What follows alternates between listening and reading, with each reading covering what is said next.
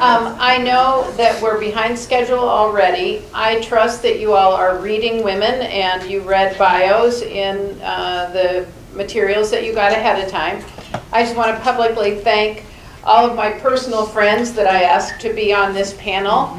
And I said to a few of them in the hall that I think that this panel is the best representation of diversity that we could ever ask for, except we don't have any token men. Other than that, we're good. So the question that I wanted each of them to respond to let you know a little bit about them was, why does it make sense for you to be on a panel on diversity?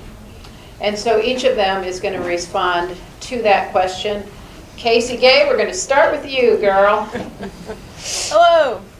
Oh, Mike, hello. Oh. Yes, yes. Hello. My name's Casey, and I believe I'm part of this panel for two reasons. Number one, I'm a very visibly queer woman. I love men's clothing. I always have. I always will. But I do not think that makes me any less of a woman. I do not think that makes me any less feminine or masculine on any particular day. I am pursuing Christian ministry, and I am married to a woman female pastor. So I think that's kind of diverse. So 2 lesbian ministers. A lot of arguing about the Trinity. And I also think that I'm here because I grew up in rural West Virginia. I grew up poor on food stamps. I grew up around a lot of drugs and violence because unfortunately that's what's left in some of these rural places. And I'm a survivor of many kind of things. But what I can attest to is that rural Appalachia is not just poor white men. There are all kinds of poor people. There's all kinds of suffering. And I think that people have been classified as Appalachian only when they are poor, working class men. And everybody gets that left out of that equation. So I think that's why I'm here, because I'm a different voice. Thanks. Please stand out. Oh, okay. Oh, sorry. Hi, I'm Akwi and I taught language arts at Washington High School for 11 years. I was also the Cultural Diversity Organization Advisor and the Academic Advisor to minority students. And you might know that Washington High School is the most ethnically diverse high school in the city. At least it was then when I was teaching. I'm not sure. The numbers have shifted slightly since then. And then before that, I attended Washington High School. And before that, I lived in Springville, Iowa, on a farm where my mother's family is from. And my sister and I were the only people of color in Springville during the years we were there, and even the years before we were there, except for one family about 5 years before we were there. And before Springville, Iowa, I lived in Cameroon, where my dad is from. So in Springville, I was one of the 2 ethnic minorities, and in Africa, I was seen as white. And very literally, when we would drive through town, the native people in Chong, which is where we live, Chong, Cameroon, would sort of part like the Red Sea for us. And they would come screaming out of their homes, white man, because that's how they perceived us as something very exotic and exciting. And my sister at one time jumped out of the car and grabbed a stick and started chasing these people away because they terrified me. I'm crumpled up in the car, hiding from these people who were excited to see us because we were white. So I find over the years, going from that experience of being an other in Cameroon and then being an other in Springville for the exact opposite reason, and then trying to figure out what my identity is in this most diverse high school in town, and then as a teacher. And now I am a writer and performer, and I primarily focus in my writing on issues of diversity, womanhood, the tension between the outsider and the insider. And I'm the executive director and founder of a nonprofit organization called The Hook that's designed to give people in our community an opportunity to tell their stories in a variety of ways, because I believe that I believe that outsiders become insiders and strangers become friends when we know one another's story. Hi, I'm Eden Wales Freedman, and I'm a professor of English and Diversity Studies at Mount Mercy University. So I come to diversity issues more from an academic standpoint. Everything I read or write or teach is oriented around diversity and cultural engagement and celebrating versus ignoring or merely tolerating diversity. And so in my research, for example, this fall I'm giving a talk in the fall faculty lecture series on the dangers of white feminism when feminism as a movement focuses explicitly on white or upper middle class or straight issues and ignores or elides all other women's issues as somehow not important. And then that surfaces as well in my teaching. All of the texts that are assigned are usually by and about women of color. And that's true in the English classes I teach and the diversity studies courses I teach. So that question that was asked earlier about where are women of color and how are white women responding to women of color in politics and voting, those would be things that we would discuss directly in the classroom. Mount Mercy is a predominantly white school, and I think it's very important for white students to think about those diversity issues and to think about how they are positioned in a multicultural world, to see their whiteness as a race that grants them certain privileges that others don't. And many of them haven't had that opportunity to think about it in that way. And then I do certain service opportunities as well that are around diversity, but still sort of in an academic sense. So I'm a writing mentor for the Afghan Women Writers Program, which helps Afghan women living under Taliban rule write through and express and publish their stories. I'm also a Big Sister in the Big Sisters program here in Iowa. So always working to make our world better, but in a kind of intellectual, heady, diversity kind of way. Hi, I'm Salma Igram. Thank you everyone for coming. Oh. Can you hear me now? Yeah. Libby asked me, you could tell from my accent, I was not born here. I moved here in the late 70s. I came to America, that's all. I imagine America being the salad bowl, not the melting pot, and I like that. We're all different, but we're all one human race, and I was okay with that. After September 11th, I realized there is a difference. I happen to be a Muslim woman who was brought up in Lebanon as a person, as a human being. My parents, I learned a lot of my life from my dad. I remember he always took care of the needy, the orphans, just took care of people. I remember there was an old couple who moved to town. They were not related, but somehow they were always at our dinner table. And if they couldn't make it because of the weather or sickness, we delivered the meal to them. That was normal. So I came here, then I had my kids. I got married actually when I moved here when I was 18. I got married. I had my kids. I went to school. I received my accounting degree in management. Then I joined the men's world, the business world. And I've always felt like I had two personalities. They refer to you as, aggressive, the B word, all of the stuff, pushy. Pushy is the one. But if I was a man, go-getter, the smart one, whatever. But yet I had so much compassion for the human being. So and sometimes I lived both roles not knowing who I was. Because you had to fight. When you swim with the sharks, you better be a shark. But when you go with a little fish, you are a fish. So when Libby asked me, I looked at the question, I said, but I never thought of me that way.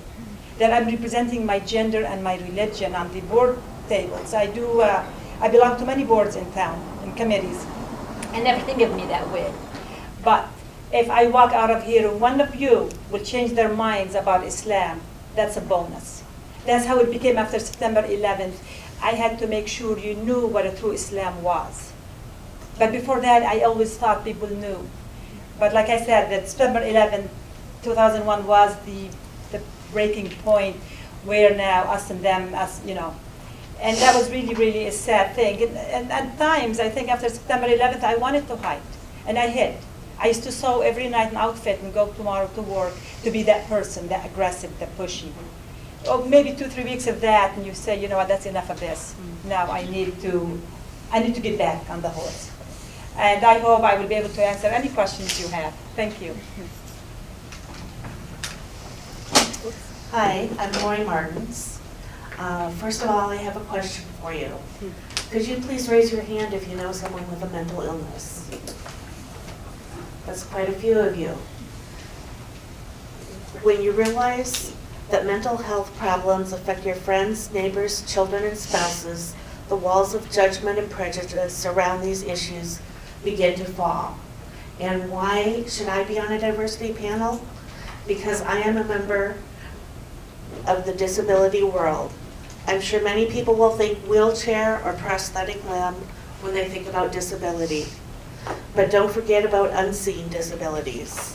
In my case, it's major depressive disorder and post-traumatic stress disorder.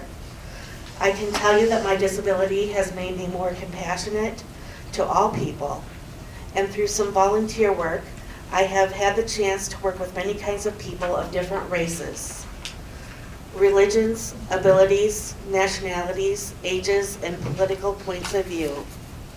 I think the more you expose yourself to people of a variety of people, the more you appreciate and understand people who are different. I know I'm a more patient person because of it, and I have learned a lot. I hope today that you'll be able to learn something from me.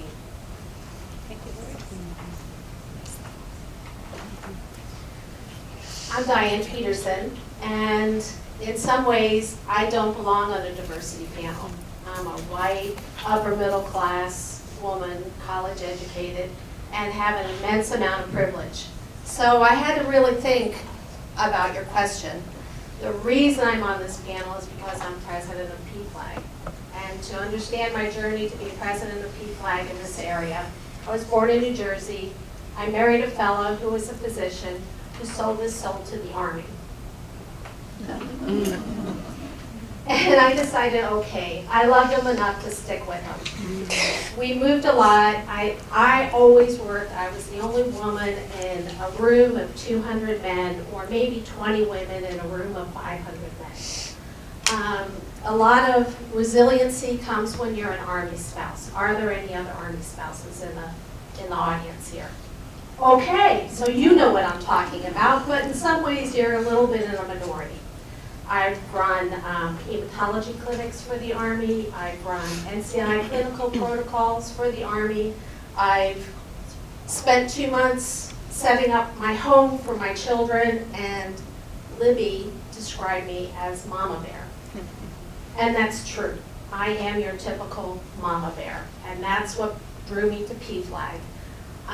Tell them what PFLAG is, by the way. PFLAG is an organization organized by my hero, Jean Manford, who marched with her gay son in 1972 in a New York City Pride Parade. I've never met the woman, but I hope that I've walked in her shoes exactly the way she would want me to, by embracing my entire family and understanding that they are a gift from God. I don't get to pick and choose my family or who God puts in my life. My gay son is as much a gift from God as my straight son, and they teach me absolutely every day. There came a time shortly after Matthew Shepard incident, 1999 to the year 2000. By the way, my husband and I were pretty sure my son was gay since he was 2. And the way we were pretty sure we knew he was gay was because he'd tug on me and say, "Mom, isn't that guy really handsome?" Whereas my other son didn't do that. He'd tug on my shirt and say, "She's pretty, don't you think?" Yeah. So shortly before my gay son did come out to me, we couldn't find him. And we were pretty close. We tore the walls of Cedar Rapids down to find him. And when we did find him, he was a mess. And later told us that if we hadn't found him, he probably would have committed suicide that day. Why, you may ask, did he try and commit suicide? He had come out to our pastor, and our pastor told him he was a sinner and he might as well give up. We left the church. right after that. And what he relayed to us is us choosing him over the church. And I understand, I still have great deep faith in God. I understand that. But I have a hard time trusting people with my son's heart.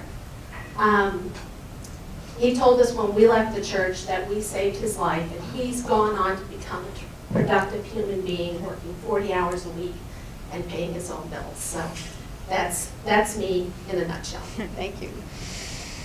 Okay, I've got some specific questions for each of the panelists. Eden gets to go first. Congratulations, Dr. Freedman. Thank you. And I know that we started late, so I'm assuming that we can run late. If that's okay. Yeah. So Eden, in the media, and specifically in newspapers and television, there is no shortage of bombastic opinion about academia being a liberal bastion. And I recall recently reading an op-ed by syndicated columnist Walter Williams, who said that our institutions of higher learning have been infected with a spreading cancer, referring to some universities' diversity agendas. So in your work, how much of your time, energy, and angst is devoted to countering this kind of hateful opinion? Thanks, Libby. There's really two parts to your question. One, is the university system a liberal bastion?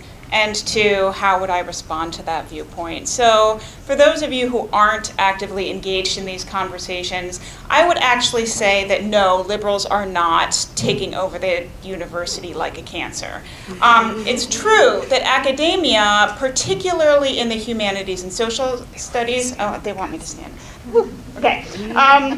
I scratched my cornea, so I'm having balance issues. I teach in the humanities and social sciences, and those are, in general, more liberal than conservative.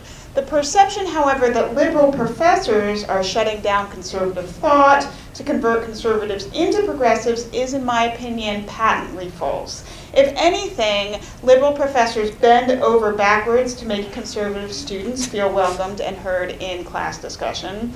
Instead of converting students to a specific set of beliefs, most instructors simply want to encourage critical thinking. Sometimes critical thinking gets conflated with liberalism, but that's a problem in and of itself. Really, we just want people to learn how to think for themselves and to create spaces in which they can do so.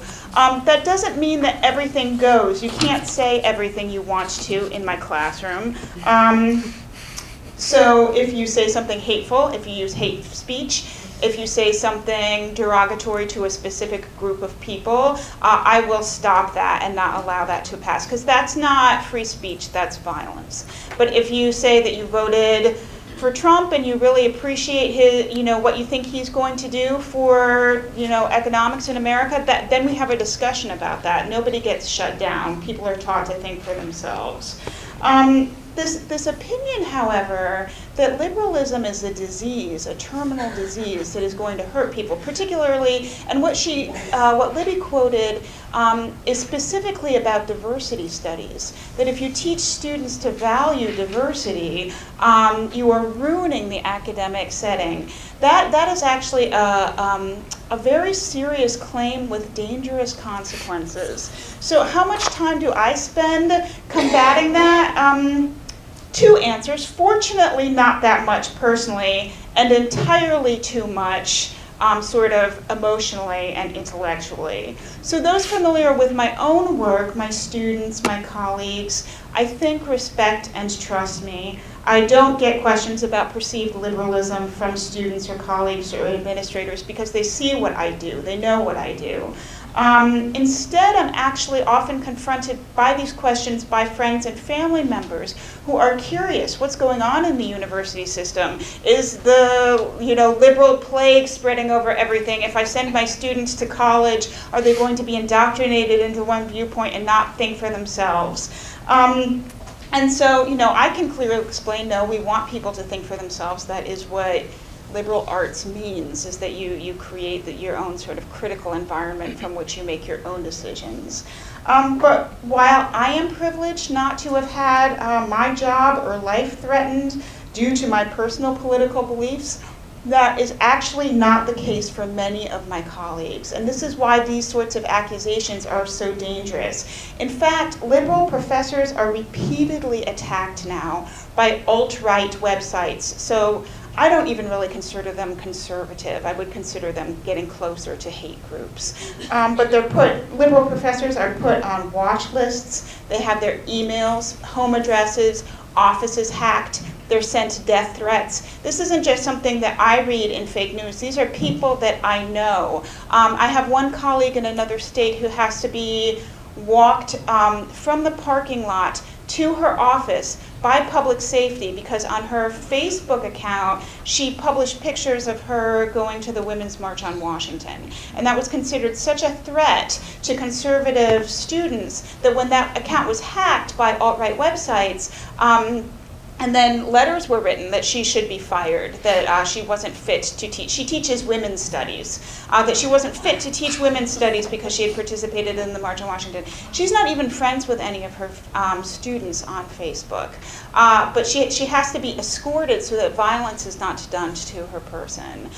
Extreme language is used in these letters that are sent to both home and to office. And so there is a culture of fear brewing. Is freedom of speech actually under attack? Because if you're a professor who teaches women and gender studies and you can't participate in a march that is around women and gender issues or even acknowledge that to your students, suddenly your ability to teach is really compromised. And so while I have been fortunate not to have to deal with very much of that, there is a growing number of people who really do. And so we do need to combat what I would say is actually a cancerous message, right? That, diversity studies and liberalism are taking over the university, because that is not the case. And the more we say that, the more danger there is done to people who actually happen to be liberal or appear to be liberal. Thank you. Casey is next. All right, Casey Gay. All of our panelists are interesting people, but you, my friend, I find the most intriguing because you grew up in rural West Virginia as a poor child. You attended a historically black university. You're a gay woman, married to a gay woman. Could you relate to our audience the instances where you were touched by the understanding and compassion of others and explain the effect that it had on you in propelling you to college and on to seminary? And do that in 3 minutes, I dare you. No pressure. Well, first of all, when I saw this question, the first person I thought of was this woman, Kathy, who was the manager of the subway I worked at for several years after I finished high school. And I had a really bad addiction to drugs, like many people in my family. And she found out about it. And instead of firing me, she drove me every week to an outpatient rehab. And she was the one who helped me decide to go to Job Corps. And at Job Corps, again, I ran into people who said, you can be something more than you think you can be. One was Miss Lisa, an openly gay woman of color who was butch like me, and I thought she was awesome. I mean, I thought she was the bee's knees. So I really looked up to Miss Lisa, and she had compassion and understanding and caring for her students. And she is one of the people who said, Casey, you can go to college. You're smart enough. You can do this. And so then, because Job Corps has a contract with West Virginia State University, which is a historically black college, if you watched Hidden Figures, Miss Johnson, she's one of ours. She's one of our graduates. So although state is 3,000 students, there's about 2,000 white, 1,000 people of color. Most people of color live on campus, and I lived on campus. And there I joined NAACP, I joined leadership groups, and there I met people like Mr. Davis, who is a pretty conservative man. He's a man of color. But when he found out that my girlfriend at the time was kicked out of her home because she was gay and was homeless, he was the first one to fight. He was the first one to find her housing on that campus. So it's not always about, do people agree with your lifestyle? It's about an understanding that she was a human being and I was a human being, and nobody deserved to to live in fear. And then there's Miss Roseberg at Delta, who graduated from Howard, and she wanted me to do the NAACP oratorical competition. And I said, Miss Roseberg, I can't be in that competition. She said, yes, you can. And she would make me practice that speech over and over and over again. And she gave me a wonderful CD of all these famous black speech makers. And I was just so embraced and loved at that school. And I also got a chance to show compassion and show understanding as a counselor for Upper Bound, where we had a lot of children, children of color, also white children who were poor and came from the same kind of background as I did. And I could look at them and I could say, look, your mom and dad, they're on drugs. You've gotten a short stick. But right now, you are the one who makes this decision. You got to suck it up and you got to power through, because you can be somebody. And let me tell you, when I go home and I see a young man and he's at WVU and he's doing well, oh, that's awesome. He didn't fall into the traps, because they're everywhere in West Virginia. There's not a lot of jobs. There's not a lot of opportunity. And how did that all lead me to seminary? Well, I woke up when I was 7 years old and started memorizing the Bible. I wanted to be a minister since I was 7 years old. And when I was 15 and I came out, I was kicked right out of the church. I didn't belong anymore, you know, because I was going to hell, right? But God won't leave you alone, and neither will Jesus. All your own. So, I ended up meeting a queer man who was a Unitarian who was going to the seminary in Andover, Newton. And he told me, you need to check this school out. And so I did. And so I went to seminary. It was kind of just like a following of a path. And there, I learned so much about what the Bible really can be, what the Bible should be, I would say. And it's about love, and it's about spreading compassion, and it's about helping the poor, and it's about service. And anybody who says anything different needs to take another read. So I don't know if that answers the question. Awesome. But, yeah, people, relationship. That's where I get my understanding and my compassion. Thank you. And ironically, my husband went to the same seminary, and here we are in Cedar Rapids. Okay, Salma Igram, you are up next. I'm up next. You know what? I kind of answered that Okay, question earlier. but let me pose it, just so they know what we're talking about. And I'm going to give you a little twist on it, so Sure. you're good. So you're the vice president and CFO of a successful printing company in our community. And I know that job easily consumes much of your time. And I also know that you're on a number of community boards and commissions which take up more of your time. Yes, I want to know what it's like as a practicing Muslim woman to be the voice of your religion and gender, but I want to know if people that you work with have come clean with you and have said, wow, you know, Salma, I never knew a Muslim till I met you. You know, you've really helped me. You've opened my eyes. Have you had any experiences like that? Yes, I have. But really, I think the one that bothered me most, and I'm trying to stay positive today, but this one must be out. When, after, again, I hate to keep bringing up September 11th, like Libby said, we own a business here in town. We had, at the time, 150 employees. We received a lot of positive messages. But believe it or not, I thought that some of them bothered me, especially when they said, we don't think that of you. It's like, what do you mean? A guy called me, I happened to have bought a car from him, and he said, what if they put you in a camp? What will happen? I said, why would they put you in a camp? When Timothy McVeigh, what he did, how come you were not worried about yourself? Mm-hmm. So that bothered me. And yes, few people will say, I've never met a Muslim till I met you. And as you can see, I'm not obviously a Muslim. I don't cover. And sometimes I want to cover just to make my statement. Then of course I say, oh, but I don't look good in it. So it is, but I'm always happy when people ask, when they do come clean, when they say, we didn't know, or the only Islam I knew was from what I heard on Fox News, or somebody said so-and-so. Those, I welcome those. We always, and I'm sure all of you, as Casey, you welcome those. It's this backstabbing that you don't welcome. Going back to Libby's question, did I join any of those boards because I was a Muslim woman? Not really. Like I said earlier, I was brought up with those core values of helping human beings, that's all. Be a voice for the voiceless. But later on, I realized I have to be there. I should be there. Because if I'm not, who will? I don't want a non-Muslim to speak for me. Because you know how many Muslim experts out there? And God knows I'm not. I'm not a Muslim expert. But there's so many out there who know so much about my religion. But they've never opened the Quran or read a verse of the Quran. But they know it all. So I always welcome when people, the honesty, or even if it's a put down.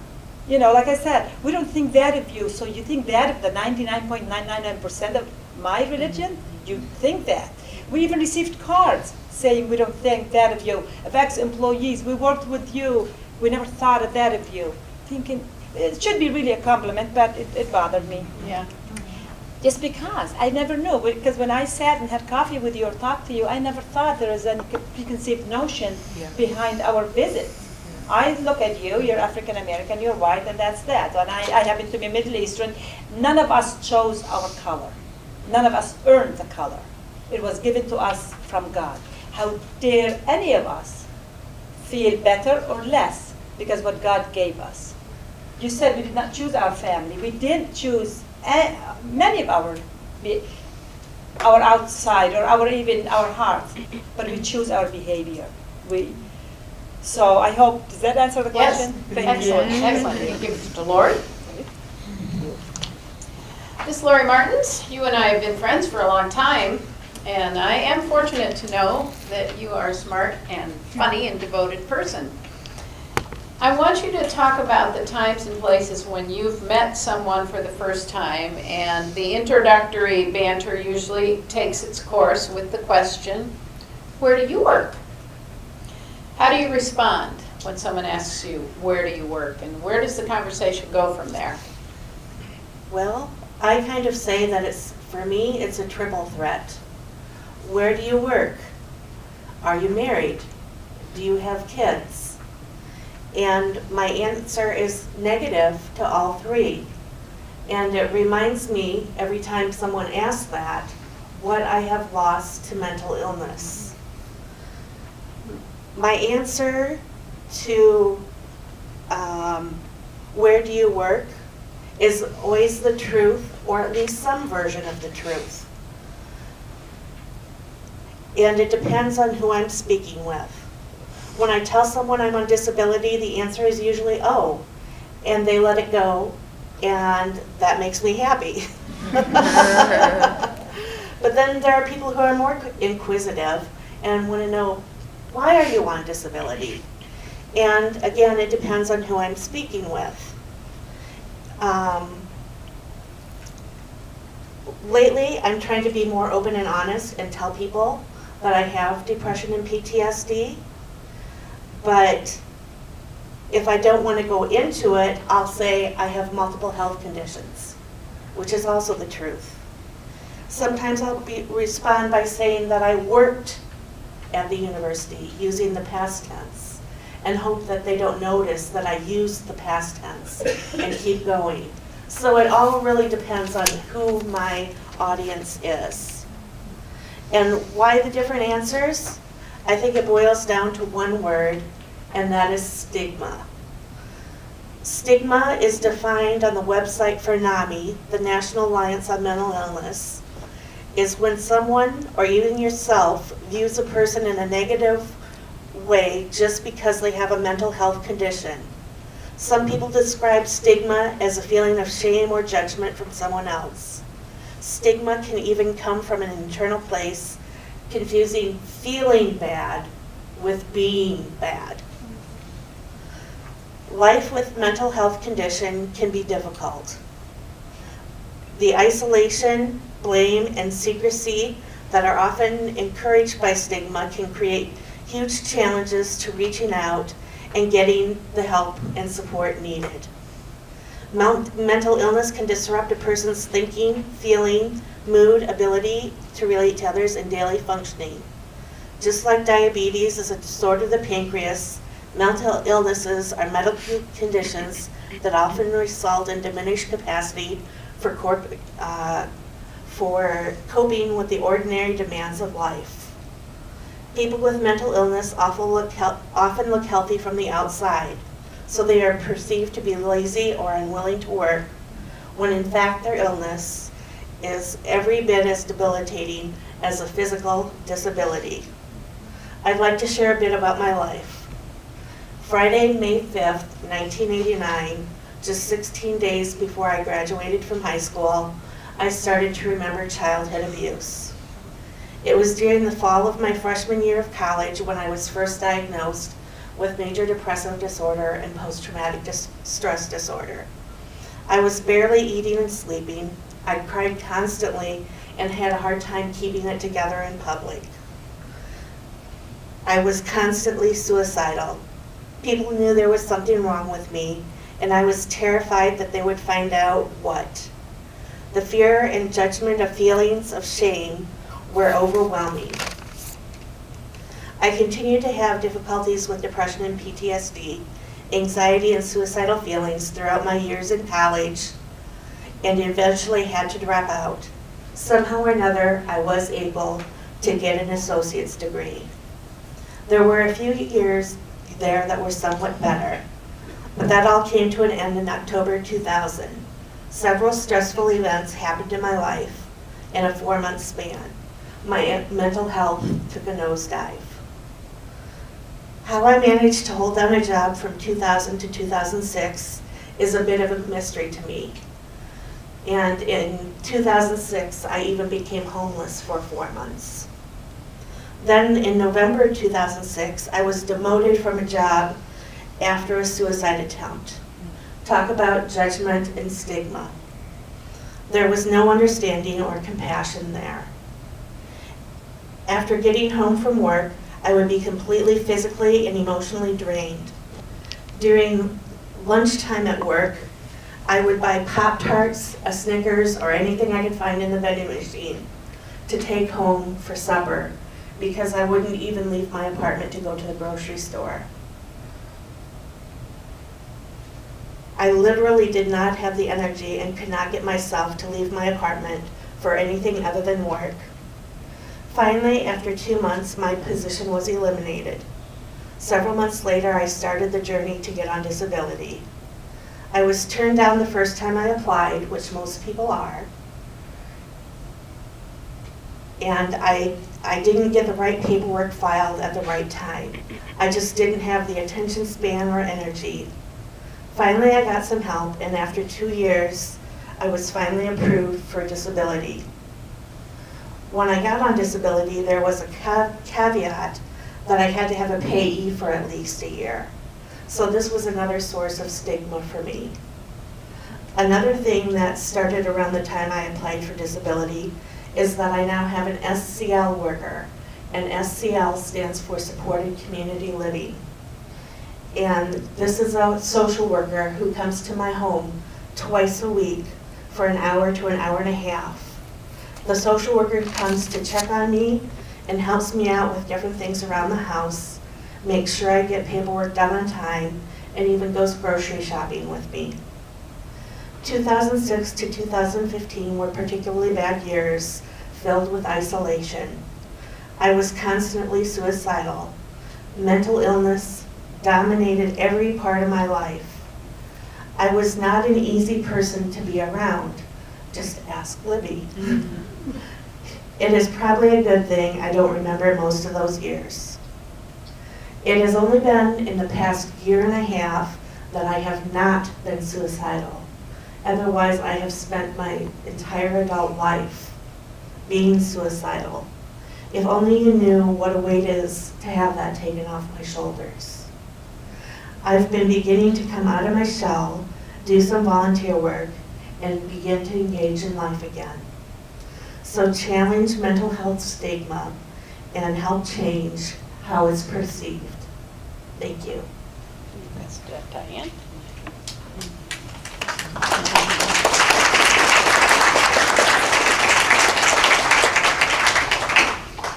So I refer to Diane Peterson as the mama bear. knowing how protective she is of both of her children. And as the president of the local PFLAG chapter, which stands for Parents and Friends of Lesbians and Gays, you have made a figurative and a literal statement about your support for your gay son, and I know that your husband Andy joins you in this very public support. So I'm curious to know if there have been any situations when you've encountered anti-gay sentiment and you've chosen not to speak out or respond, and if so, why? To understand this part of my life, or this moment in my life where I did not speak out, I need to give you a little more background of me. My parents were wonderful activists, advocates, activists in my community in New Jersey. I remember one specific time where I was in a white neighborhood where I lived, playing in the street, which I wasn't supposed to do, which pretty soon my dad was going to come out and say, "Diane, get out of the street." But before he could do that, he noticed that I was with the normal group of kids, and there was a young black man riding down, couldn't have been more than 10 to 14 years old, riding their bicycle down our street. And the rest of the neighborhood kids picked up rocks and threw them at him. And I was with them. So Dad pulled me right inside, sat me right down, and we didn't have the normal get out of the street talk. We had, "What were you doing?" I said, I don't know what you're talking about, Dad. I was maybe 8. Someone threw rocks at that young man.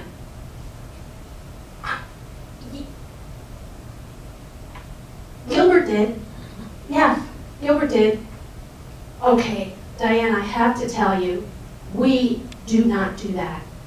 Yes, this is our neighborhood, but you do not follow the crowd when people are doing things like throwing rocks at anybody. So that just sets a tone of the kind of advocacy that my parents modeled for me. They were quite clear. We do not do that. We don't throw rocks at people. We stand up for people. Let's fast forward. Moved around with my husband, DC, Germany, San Francisco, and he pops me down in the middle of Iowa. And in San Francisco, I worked on healthy aging, I worked with AIDS activists, I worked with the gentleman who did the gay men's health study that showed the HIV virus at the time was the real reason and not sex for why people developed AIDS, and that it was just as prevalent to be through intravenous drug use as it is to be a gay man and get AIDS.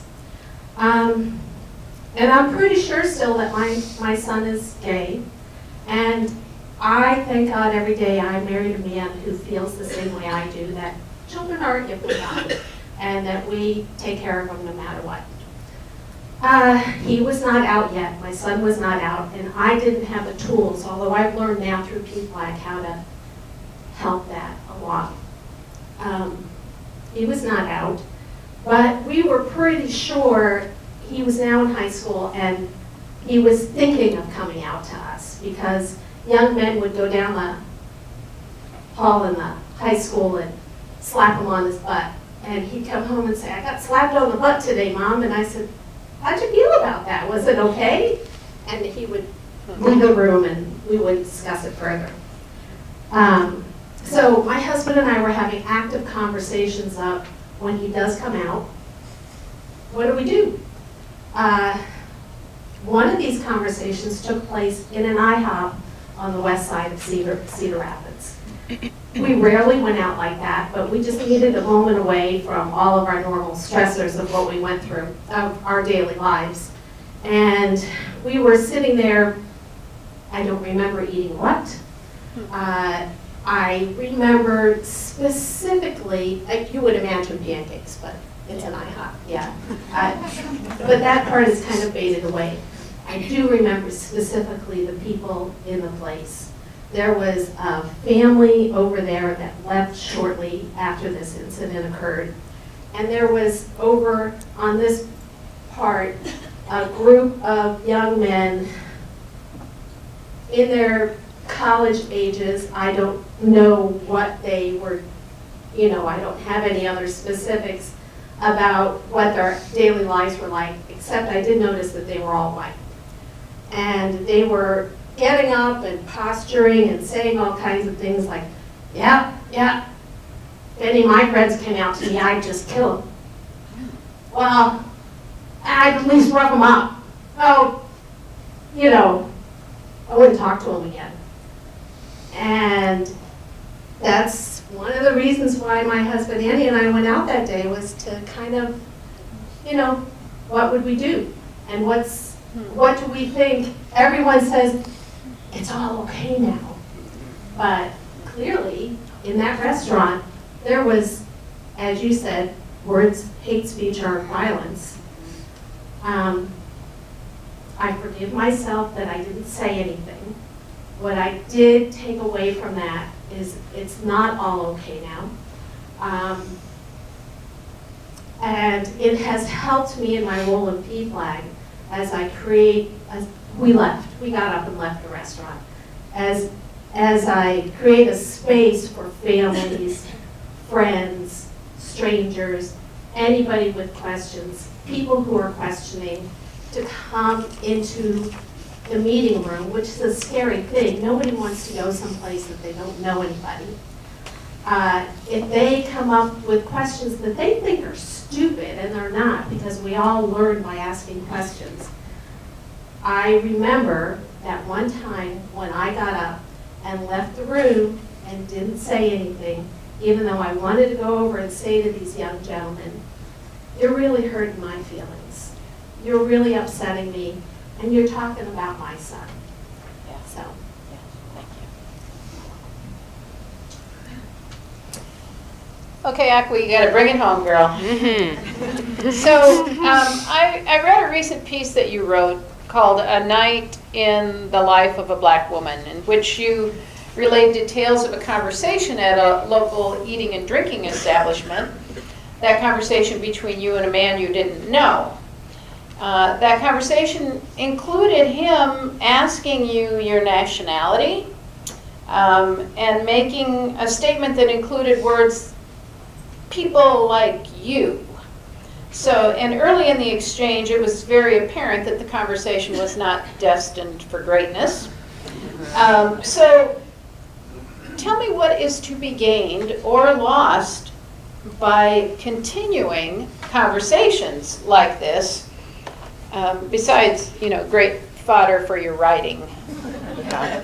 I'm fascinated, Diane, because there's something interesting about restaurant conversations and these very private conversations that are happening in public space, and what it means for people to feel comfortable coming into that private space and into that private conversation in the context of this public space. I might do a whole show about restaurant conversations.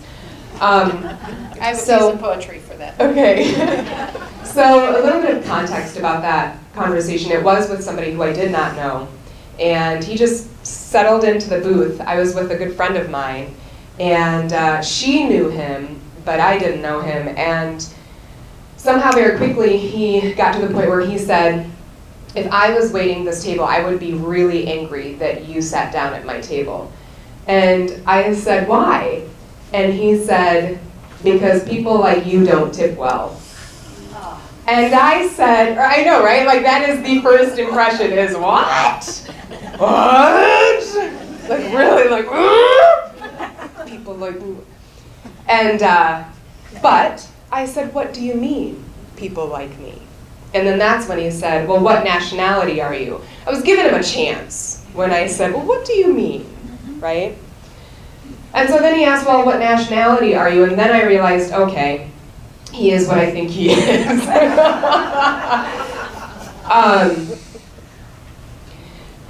And the question, or that phrase, people like you, right? Why does it make us bristle so immediately? Because it implies an other. absolutely and immediately it implies that we are so unalike. Our experiences are so disparately different as to not find any sense of commonality. And it also implies generalizations and stereotypes and prejudices right away. And I was trying to give him an out when I said, well, what do you mean? He could have said, well, you know, teachers in their mid to late 30s like you. I mean, right? I mean, so when we think about humanity and our shared experiences and then those experiences which do make us incredibly different and unique from one another, it's all in concentric circles. So the smaller the concentric circle, sure, the more likely generalization made about that small concentric circle is going to be relevant. Does this make sense? It's a little confusing. But anyway, so if you're talking about people like me who look like me, the generalization that you're making that we don't tip well is likely not going to pan out to be accurate, right? If you're talking about people like me, women, people like me in terms of age, people like me, short-haired people, the conversation is going to get as far as like if I were to go down to Alabama and ask a woman, so what kind of makeup do your people wear down here? Maybelline? I don't know. Right? Like, where does that go? So that phrase was problematic in a variety of ways, and you can imagine that. It reminded me of the time, just after Katrina, when a very well-meaning person said to me, I am so sorry for what's happening to your people in New Orleans. I was like, I don't have people in New Orleans. You got people in New Orleans? Maybe they're your people, because they're not my people. I don't know, you're my people, right? And so there's an implication about very, very general understanding of ethnicity, essentially, is what we're talking about, and race, that's problematic with that particular phrase. But when somebody is well-intentioned, and that person was not, I realized pretty late that he was essentially laying the groundwork. He was putting up a boxing ring, and I didn't realize that he was also now putting on his boxing gloves, and I was going to lose this battle. But there are also times when people want to understand you, right? They want to understand those differences that are relevant and that are important to understand, but also in the context of knowing that we are truly, at the end of the day, more alike than we are unalike. And when those conversations take place, when we can look at somebody and say, tell me more about who you are, and it's not coming from first a place of generalizations, right? Those conversations are incredibly important. More and more, we are people who are incredibly integrated. Our experiences are incredibly integrated throughout the globe. And so to presume that, you know, a person could look at me and see, okay, she's biracial. Some people, when I was growing up, thought I was Hawaiian. She's biracial, and without knowing my name, Akwi, might presume that my family grew up in, the South and migrated from the South to the Midwest, like my ex-husband's family did, and not even think about the fact that maybe my dad is from Cameroon. And when I was young and people would hear that, oh, they would say, you're a real African American. Okay, sure. So thinking about our specific stories is something that's incredibly important to me. Understanding the hook. So there was a poem that I read in college called Thrashing Seems Crazy. And it ultimately shaped how I used my place in my classroom as a teacher. The poem suggests that we're all fish. And we may go through traumatic experiences that are physically, mentally, psychologically traumatic. And for a high school kid, it might be losing a boyfriend or a girlfriend. It might be doing really poorly on a test. For an adult, it might be a divorce. It might be mental illness. And when you experience that trauma is a hook. And as a fish, you're caught on that hook. And the response to that trauma is a change in your behavior, the thrashing. For fish who are not on the hook and who don't see the hook, that thrashing seems crazy. thrashing is not crazy when one is on the hook. And so I operate in my life, in my classroom, and in my life, understanding that every single one of you has an incredibly unique backstory. And it is not up to me to look at you and generalize and say, well, this person is, roughly this age, and I assume she's from here, and I assume then this about her background. It's my responsibility, and it's all of our responsibility, to actually get to know the individual. And I think that sort of conversation is absolutely relevant. Here, here. What a fitting ending to our diversity panel. Let's give it up for these fine